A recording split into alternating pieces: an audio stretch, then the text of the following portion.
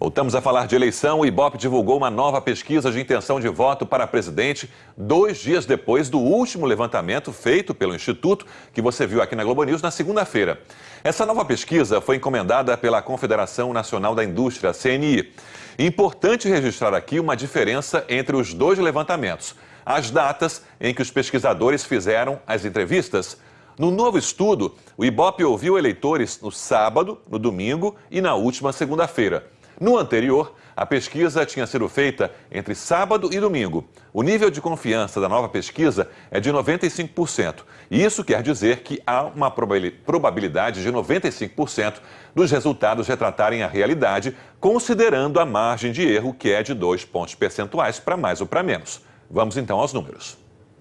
Jair Bolsonaro, do PSL, aparecia com 20% no levantamento de agosto. Foi para 22% na primeira pesquisa de setembro, subiu para 26% na segunda, 28% na terceira e na quarta.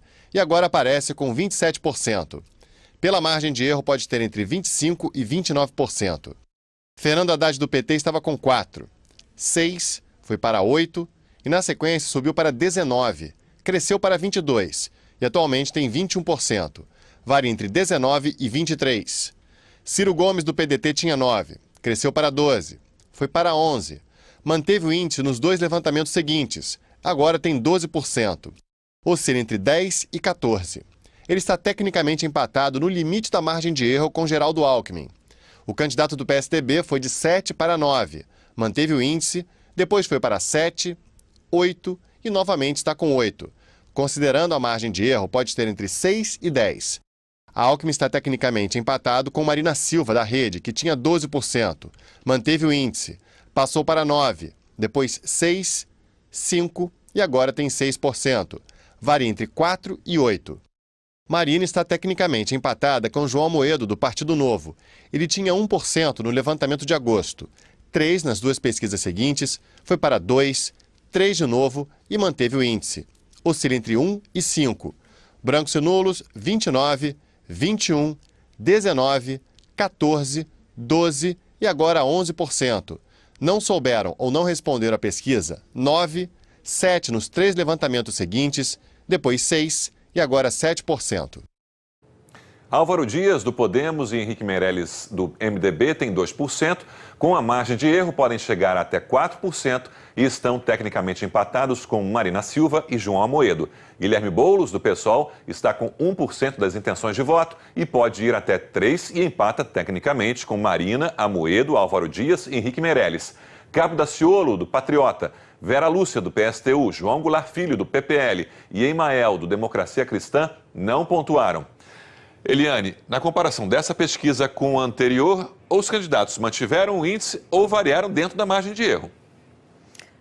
Na verdade, Sérgio, houve uma variação de 1 ponto, né? Um caso para cima, outro caso para baixo. Por exemplo, os dois líderes, o Jair Bolsonaro do PSL, ele oscilou 1 ponto para baixo, de 27 para 26, não, 28 para 27. O Fernando Haddad, que é o segundo colocado, oscilou também 1 ponto para baixo, de 22 para 21. Mas, enfim, na verdade, a pesquisa continua sendo praticamente a mesma coisa, não mudou nada significativamente. O que eu achei importante mesmo nessa pesquisa foi voto válido. Por quê? O que é o voto válido? Quando a gente fala na pesquisa, o Bolsonaro tem 28% ou 27%. O que a gente está dizendo? Que ele tem do total dos votos, né? Mas o mais importante, na hora, o que vale, o que importa na hora da urna é o voto válido, ou seja, desconta tudo que é branco e nulo, né? E considera só os votos que foram dados a um candidato. E no caso desses votos válidos, né, a percentagem do Bolsonaro vai a 33%, a do Fernando Haddad do PT vai a 25%, Ciro Gomes fica em 15%, o Geraldo Alckmin do PSDB fica em 9%, a Marina da Rede em 7%. E o que significa isso?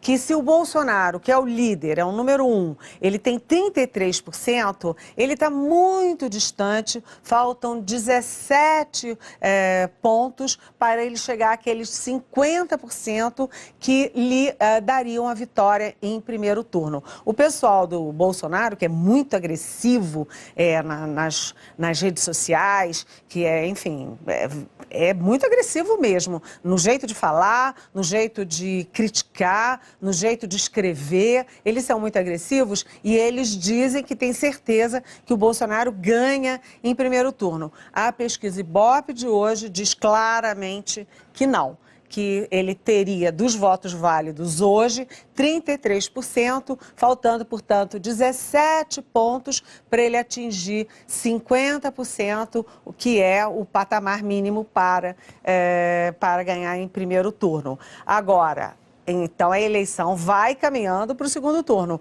até porque a gente lembra que a rejeição do Bolsonaro, ela é altíssima, ela estava em 46% na pesquisa que saiu na segunda-feira, ela está agora com 44%, e é muito difícil que o Bolsonaro, com essa rejeição enorme, que praticamente bateu no teto, né, 28% na anterior, 27% agora, que ele consiga dar esse salto de 17 pontos, faltando 10 dias para a eleição, né? Então, a eleição vai caminhando para o segundo turno e, seguinte, é importante também dizer que os votos definitivos, né, são muito importantes também nessa altura.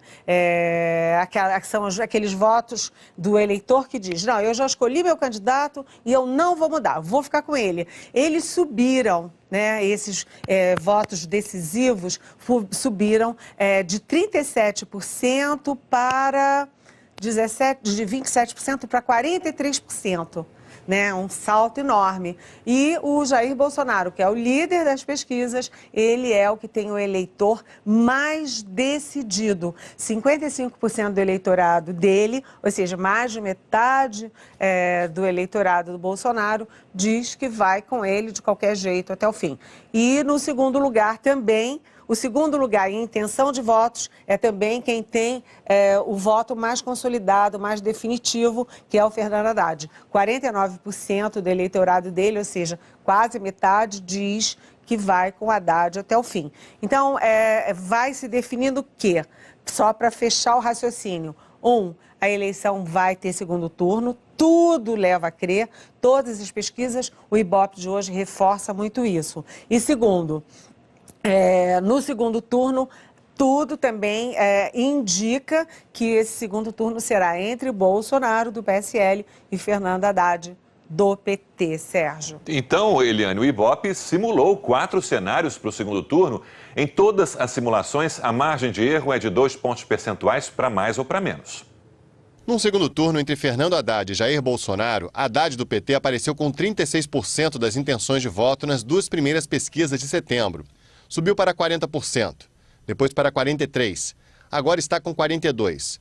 Pela margem de erro tem entre 40% e 44%. Bolsonaro do PSL cresceu de 37% para 40% e manteve o índice no terceiro levantamento. Depois voltou para 37%, agora tem 38%. Pela margem de erro pode ter entre 36% e 40%. Os dois candidatos estão tecnicamente empatados no limite da margem de erro. Votos brancos e nulos eram 22%, 19%, 15% nas 2 pesquisas seguintes, agora são 16%. Não souberam ou preferiram não opinar 5% nas 3 pesquisas de setembro, depois 4%, o índice que se manteve no novo levantamento. Na disputa entre Ciro Gomes e Jair Bolsonaro, Ciro do PDT tinha 44%, foi para 40%, manteve o índice, cresceu para 46% e agora tem 44%. Pela margem de erro, varia entre 42% e 46%. Bolsonaro, do PSL, aparecia com 33%, cresceu para 37%, depois foi para 39%, 35% e manteve o índice no novo levantamento, oscila entre 33% e 37%. Brancos e nulos somavam 19%, 18%, 15% nos 2 levantamentos seguintes, agora são 17%. Não souberam ou preferiram não opinar 4% nas 2 primeiras pesquisas, depois 6%, 4% de novo e 3% na nova pesquisa. No cenário com Geraldo Alckmin e Jair Bolsonaro, Alckmin do PSDB tinha 41%, 38% nos 2 levantamentos seguintes, depois cresceu para 41%, agora tem 40%. Pela margem de erro, varia entre 38% e 42%. Bolsonaro, do PSL, 32, cresceu para 37, foi para 38, depois para 36, índice que se manteve na nova pesquisa. Oscila entre 34% e 38%. Os dois candidatos estão tecnicamente empatados no limite da margem de erro. Votos brancos ou nulos eram 23, 21, 18, 20 e agora também 20%. Não souberam ou preferiram não opinar 4% nas duas primeiras pesquisas, depois 6, 4 e agora são 3%. No segundo turno entre Jair Bolsonaro e Marina Silva, Bolsonaro do PSL aparecia com 33%, subiu para 38%, depois 41%, foi para 39%, agora tem 40%. Pela margem de erro, varia entre 38% e 42%. Marina Silva, da Rede, foi de 43% para 38%, depois 36%, subiu para 39% e agora tem 38%. Pela margem de erro, oscila entre 36% e 40%. Os dois candidatos, portanto, estão tecnicamente empatados. Votos brancos e nulos, 20% nas duas primeiras pesquisas de setembro. Depois 18% e 19%, índice que se manteve no novo levantamento. Não souberam ou preferiram não opinar. 3%, 4%, 5%, 4% e agora 3%. O Ibope também pesquisou a rejeição aos candidatos. O Instituto perguntou, dentre esses candidatos a presidente da República, em qual o senhor ou senhora não votaria de jeito nenhum. O Ibope explica que, nesse levantamento, os entrevistados podem citar mais de um candidato e que, portanto, os resultados somam mais de 100%. Vamos aos números. Jair Bolsonaro, do PSL, tinha 44% de rejeição no primeiro levantamento. Foi para 41%, 42%, cresceu para 46% e agora tem 44%. Marina Silva, da Rede, tinha 26%, 24%, novamente 26%, 25% e 27% no novo levantamento. Fernando Haddad, do PT, 23% nas duas primeiras pesquisas. Cresceu para 29%, foi para 30% e atualmente aparece com 27%.